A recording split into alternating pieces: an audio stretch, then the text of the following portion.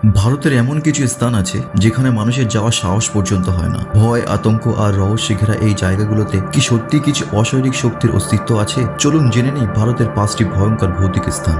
Number 1, Bhangarh fort, Rajasthan. এটি ভারতের সবচেয়ে ভয়ঙ্কর স্থান বলে মনে করা হয়। কথিত আছে এক তান্ত্রিক রাজকন্যাকে ভালোবেসে অভিশাপ দিয়েছিলেন, যার ফলে পুরো নাগরী ধ্বংস হয়ে যায়। সূর্য ডোবার পর এখানে প্রবেশ নিষিদ্ধ। Number 2, Dumas beach, Gujarat.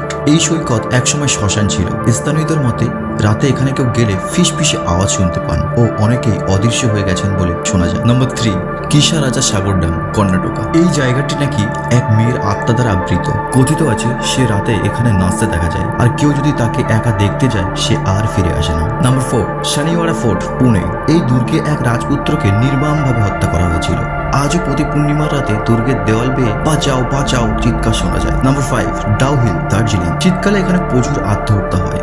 অনেকেই এখানে মাথাবিহীন ছায়া দেখতে পেয়েছে যা তাদের পিছনে ধাওয়া করে। এখন আপনি বলুন, এগুলো শুধুই গল্প নাকি সত্যি কিছু আছে? কমেন্টে জানিয়ে তোমাদের মতামত। আর এমনই ভিডিও দেখতে